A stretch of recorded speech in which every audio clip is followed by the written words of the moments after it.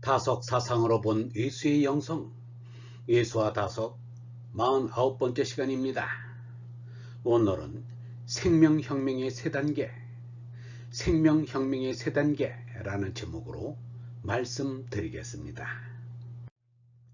세 번째, 생명혁명의 세 단계, 부사천. 자다가 얻은 병인 양, 부질없이 태어나 꿈결인 양 덧없이 죽어 꺼지는 나란 도대체 뭐란 말인가? 스님들이 이 먹고라 하는데 그것은 자신인 나를 두고 하는 말이 되어야 합니다. 이 세상에 첫 울음소리를 지르며 태어난 이는 누구나 해야 할 소리입니다. 나의 비롯도 캐 보아야 하고 나의 마침도 헤아려 보아야 합니다.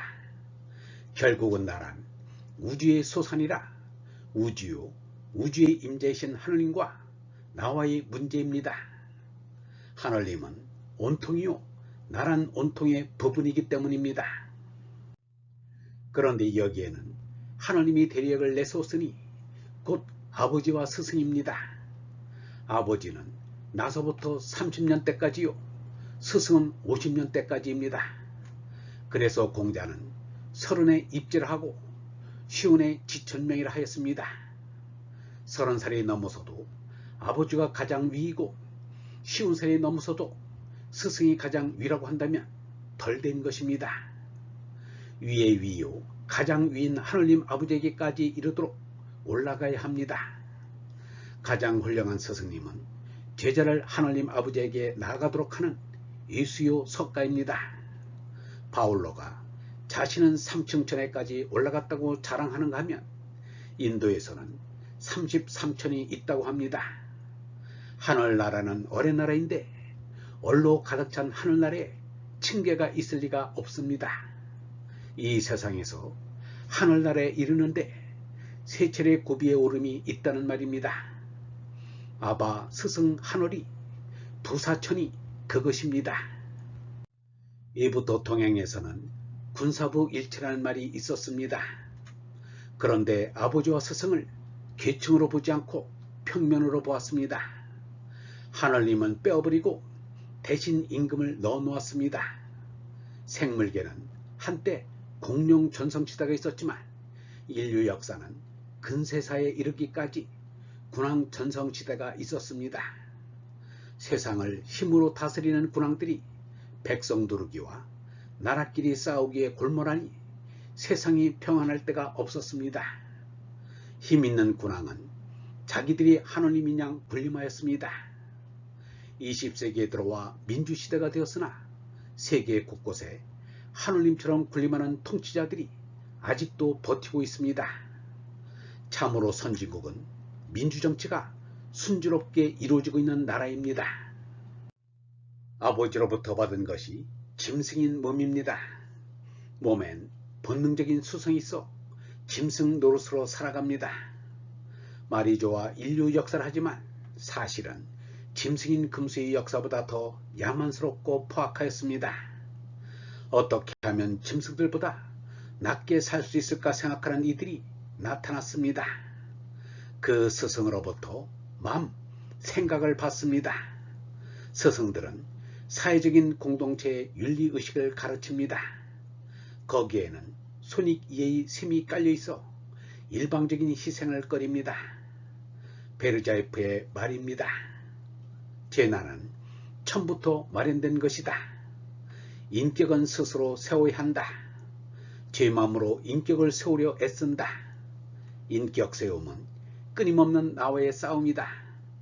제 마음속에 인격을 뚜렷이 세운다는 것은 고통스러운 일이다. 인격 세움은 괴로운 싸움이다. 그러기에 많은 사람들이 괴로움을 참을 수 없어 자칫하면 스스로 인격을 포기하게 된다. 그러나 하느님으로부터 받는 이는 아예 재난을 버리고 죽입니다. 거기에 손익이나 이해를 따지는 일은 없습니다. 멸망의 생명을 바치고 영원한 생명을 받는데 무슨 손익과 이해를 따질 수 있단 말인가? 거기에는 오직 하느님 아버지의 사랑을 느낄 뿐입니다. 재난을 버리고 얼다를 깨달은 예수의 말을 들어봅니다. 아예 손익과 이해를 넘어섰습니다. 누가 오른뺨을 치거든 왼뺨마저 돌려대고 또 재판에 걸어 속옷을 가지려 하거든 겉옷까지도 내주어라. 누가 억지로 오리를 가자고 하거든 심리를 같이 가져와라. 달라는 사람에게 주고 꾸려는 사람의 총을 물리치지 마라. 멸망의 생민 죄나를 버리면 영원한 생명 얼라를 주시는데 따질 것이 어디 있으며 저울질이 뭐란 말인가. 몸나가 없는 곳에 하느님이 계시고 하느님 앞에는 얼라가 있다. 얼라가 있는 하느님 계시는 곳이 죄계이다. 하늘나라가 죄계이다. 사람은 죄계 가온 곧 하늘나라에 가자는 것이다. 참나인 얼라를 깨닫자는 것이다. 하늘나라는 자각이다. 자각과 천국이 둘이 아니다. 얼라와 하느님은 하나이다. 식색의 죄나를 넘어서야 하늘나라가 이루어진다. 식색을 해결 못한 사람은 아직 정신이 없다. 얼라가 임자가 되는 영성존지, 이것이 하늘나라이다. 예수 석가는 스승이라도 마음의 스승이 아니요 죄나가 죽은 어의 스승입니다. 얼라를 깨달은 하느님 아들입니다. 얼라를 깨달은 이라하여 석가를 붙들어 합니다. 그런데 예수는 겸손하여 스스로를 사람이라고 하였습니다. 열애는 니르바나님을 닮은 이라는 뜻이니 하느님 아들이란 뜻입니다. 베르자이프와 크로포트킨과 마르크스 같은 마음의 스승을 스승으로 받던 이들이 적지 않았는데 예수 석가 같은 어의 스승을 스승 삼아야 합니다. 마음은 덧없는 거다. 신무상이다. 나는 예수미서 하고는 그 다음에 흔히 마음 하나만 잘 쓰면 되지 라고 한다. 이렇게 말하는 사람은 마음이 덧없다는 것을 모르고 있다.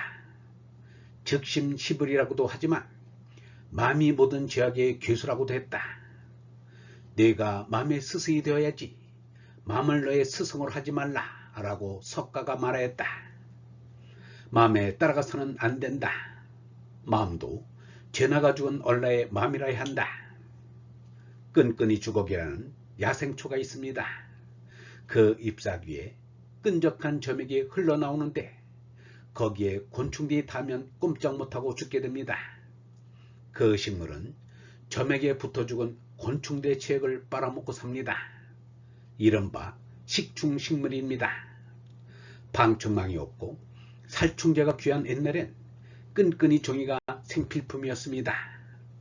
파리가 많던 옛날엔 파리를 제거하는데 끈끈이 종이가 그만이었습니다. 그런데 이 세상이 끈끈이 트인 것을 모르고 식색의 쾌락에 빠집니다. 환락 유흥에 빠져 패가 망실한 사람이 수두룩하건만 사람들이 분화비가 불꽃 속으로 날아들듯 쾌락을 쫓아듭니다. 응무소주 이생기심이라 경고를 하는데도 귀에 들리지 않나 봅니다. 이 세상에 묵는다는 것은 실상은 몸뚱이만 묵는 것이지 참나가 묵는 것이 아니다. 묵는 것은 묶이는 것이다. 몸이 묶이지 얼은 자유이다. 얼엔 묶는다는 것은 없다. 그러므로 우리는 세상에서 응당히 묶지 않는 얼라로 살아야 한다. 이 세상엔 머무를 것이 없는 것이 참나인 얼이다. 그래서 예수는 아예 내 나라는 이 세상에 속한 것이 아니다 라고 말하였다. 이 세상은 잘못되었다. 세상 사람들은 삶의 법칙을 식과 색으로 생각하고 있으니 잘못되었다는 것이다. 사람들이 재물에 대한 집착과 남녀에 대한 애착이 인생이라고 생각하고 있다. 이것이 잘못된 것이다. 사람들은 그게 잘못된 것인 줄도 모른 채로 살고 있다. 우리의 삶을 바로잡자면 먹는 것도 처자식도 잊어야 한다. 식색으로 사는 것은 전란이요 음란이다. 신앙을 가는다는 것은 이 세상이 잘못되었으니 바로잡자는 것이다. 잘못된 세상을 바로 살게 하는 것이 구원이다. 영원한 것은 얼라이니 몸나는 부질없다. 내가 너희에게 이른 것은 영원한 생명 하느님이 주신 얼라이다 라고 예수가 말하였다. 사람은 식색으로만 사는 것이 아니라 하느님으로부터 나오는 말씀으로 사는 것이다. 하느님의 생명인 얼은 한없이 풍성하다. 따라서 하느님의 말씀은 끊이지 않는다. 하느님께서 주시는 말씀이 영원한 생명임을 알면 당장 마음이 시원하다. 얼번 여러분, 이 세상에서 하늘나라에 이르기까지 세 차례 고비의 오름이 있습니다. 태어나서 30살까지는 아바, 50살까지는 스승, 50살 이후는 하늘이 그것입니다. 50살이 넘어서도 아버지가 가장 위이고 50살이 되어서도 스승이 가장 위라고 한다면 아직 덜 된 것이고 아직 못된 것입니다. 늦어도 50살이 되면 하느님을 만나 하느님의 소리를 듣고 하느님의 가르침을 받아야 합니다. 그래야 어른이요 참 사람입니다. 우리는 가장 위인 하느님 아버지에게까지 이르도록 올라가야 합니다. 하느님께 오르는 것이 등극이요 부활 승천입니다. 오늘은 다석 사상으로 본 예수의 영성, 예수와 다석 49번째 시간으로 생명혁명의 세 단계라는 제목으로 말씀드렸습니다. 영성신학원 다석 아카데미의 하늘소리였습니다.